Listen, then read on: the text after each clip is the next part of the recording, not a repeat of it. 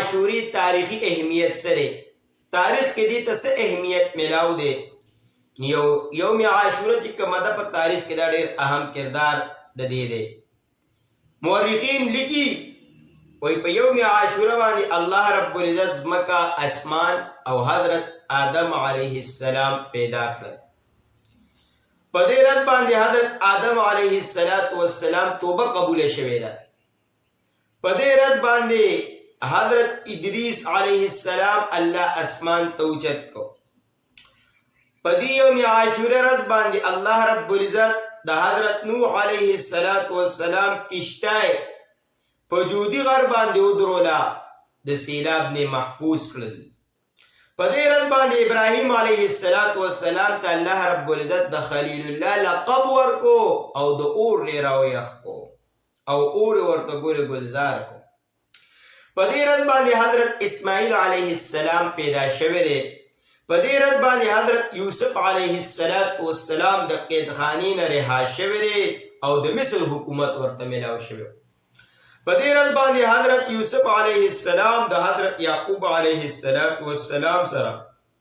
دا طویل عرصې یعنی غټ مدت نه پس ملاقات کړو هغه د عاشورې ورځ وه په دې ورځ باندې حضرت موسی علیه السلام د فرعون نه نجات مونده او فرعون الله رب العزت تباہ برباد کړی د عاشورې پر ورځ په دې ورځ باندې په حضرت موسی علیه السلام تورات نازل شوی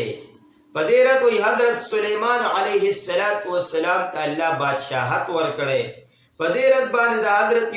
حضرت ایوب علیه السلام الله رب العزت ته یو غټ مدت د بیماری نه ښه کړو چې کومه هغه بیماري تېره کړې وه ډېره عرصې پورې په دې ورځ باندې حضرت یونس علیه السلام څلوېښت ورځې پس د مۍ د خېټې نه راوتی و په دې ورځ باندې د حضرت یونس علیه السلام د قوم توبه وی قبوله شوې وه او د هغوی نه غضب الله رب العزت لرې کړو په دې ورځ باندې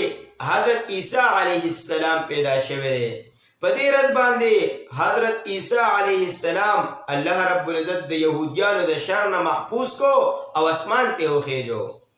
په دې ورځ باندې په ځمکه باندې ړومبی باران رحمت الله نازل کړی دی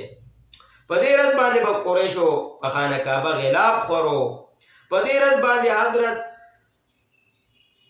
محمد صلی الله علیه وسلم کوم چې زمون پیغمبر دی هغه لومبی نکاح د خدیجة الکبرا رضی الله عنها سره کړی وه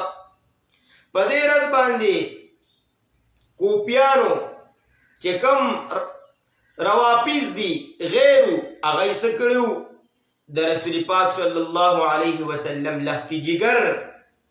نوسه حضرت حسین رضی الله تعالی عنہ په میدان کربلا کې شهید کړی او په دې ورځ به قیامت راځي د عاشورې پر ورځ به قیامت قایمیږي دا خو د دې تاریخي پس منظر شو